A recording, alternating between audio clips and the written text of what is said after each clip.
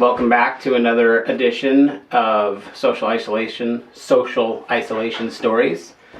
Today I'm going to read a story that was first published in the We Alaska section of the Anchorage Daily News, which is a feature that doesn't exist anymore in the Anchorage Daily News, which is a real bummer. It was a great piece of that paper. And then this got picked up, by Bikepacking magazine. Ran it in their journal, I think in their second edition of their journal, print journal. And so this is a story from a trip that Kim and I did in 2016 from Nome to Kivalina. And it's not about the whole trip. It kind of centers around one little incident that, or a time in the trip that was cause for a lot of reflection for me. And so eventually the title became Blizzard Beasts. So without further ado, sometime during the night, the shelter cabin's plywood and tin roof began to shudder and vibrate. The storm we'd been anticipating had arrived.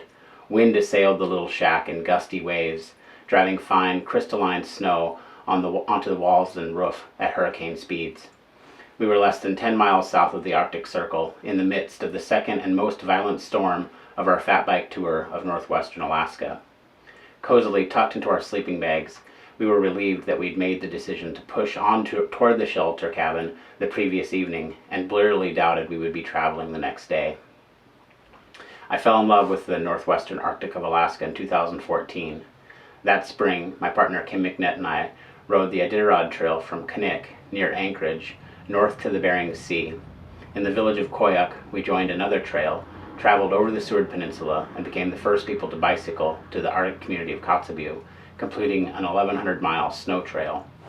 We were already dreaming of new routes and making plans to return as we boarded the flight home back to southern Alaska. We returned to the region in the middle of March 2016, this time flying to Nome with the goal of riding to Kotzebue and beyond, if possible. In the end, we made it as far as the coastal village of Kivalina, some 90 miles north of Kotzebue, before the trail petered out and rain destroyed what was left of the cold, stormy spring. Beyond the stark Pleistocene beauty of the region and its often bikeable snowmobile trails that interconnect villages and communities, the thing that most allures me to this region of Alaska is its people. The Inupiat have been living in Alaska Arctic since before the first written language or the pyramids of Egypt.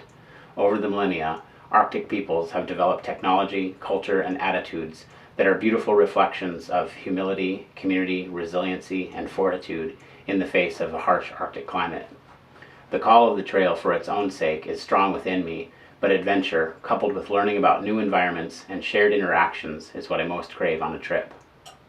From the moment we pedaled out of Nome, Kim and I experienced the gamut of harsh subarctic conditions: strong wind, driving snow, ground blizzards, and the occasional dip to -30. Piercing, blustery wind and stormy conditions persisted with regularity throughout much of our expedition. Later, when friends would ask us how our trip was, our offhand summarization was a quick one: weathery. As we awoke in the shelter cabin that morning, dim, monochromatic light leaked through the single-pane windows, and we caught our first glimpse of the white, treeless world around us. It was being bombarded by wind-driven snow, a genuine Arctic tempest. With plenty of firewood and a fresh resupply of food, we congratulated ourselves for having made the prudent call to dash to safety. We could afford to sit the storm out. By mid-morning, we'd gotten used to the thunderous roar of wind and the nuanced sounds it made as it violently shook the roof or whistled through a crack in the window. But around noon, a new sound joined the wintry symphony, a distant rumble, hard to pinpoint or identify, and it continued to build. "What is it?" Kim asked. We both held our breath and strained our ears as it grew louder. A snowmobile, coming off the sea ice and pulling a sled, emerged suddenly into existence from the nebulous and angry world of white. Out the window, we could see a man unwrapping tarps and blankets to reveal a bundled passenger in a long sled behind the machine. Kim and I looked at each other, jaws dropped wide open. It seemed impossible that anyone could have navigated the long, featureless crossing from Elephant Point, traversing 10 miles of an unmarked sea ice trail to the shelter under these conditions.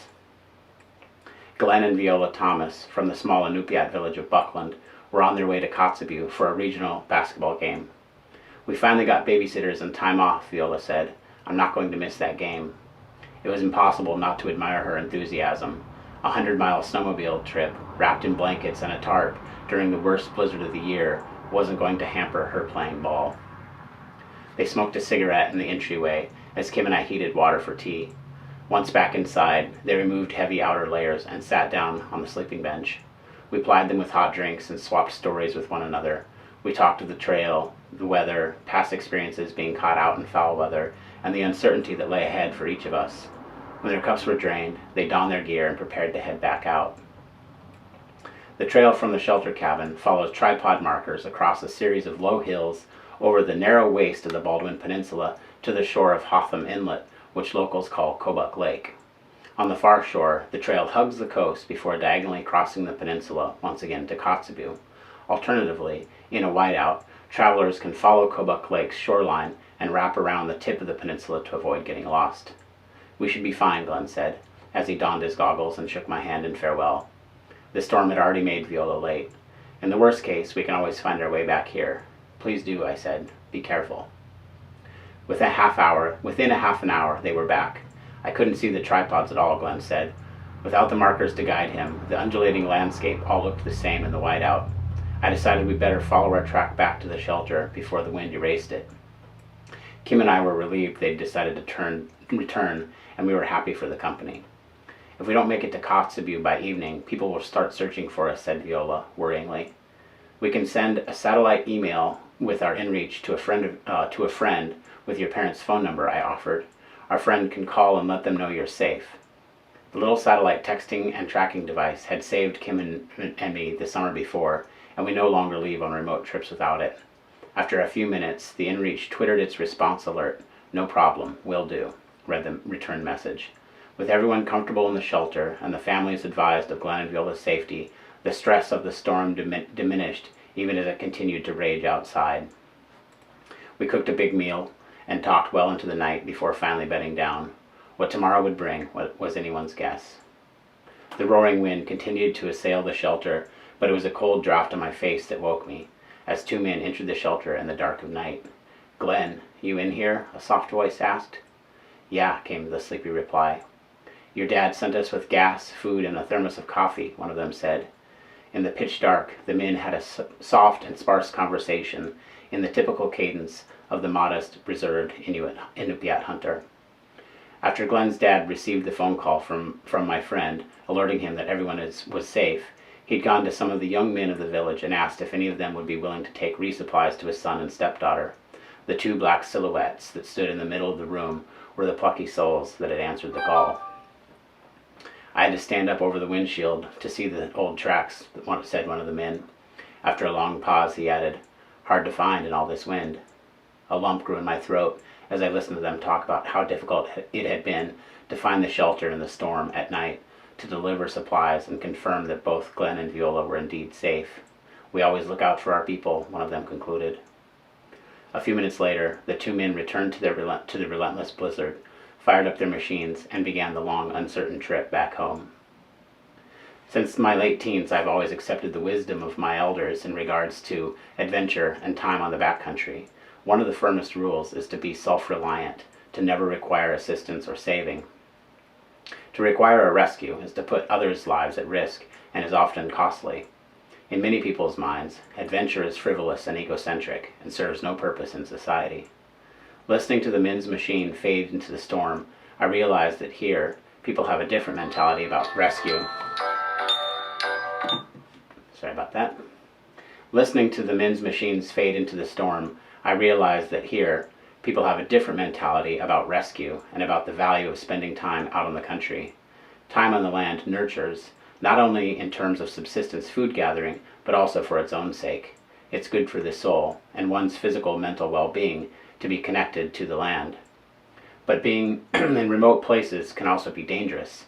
Because of the inherent hazards, these northern societies have learned to work together and have practical systems in place.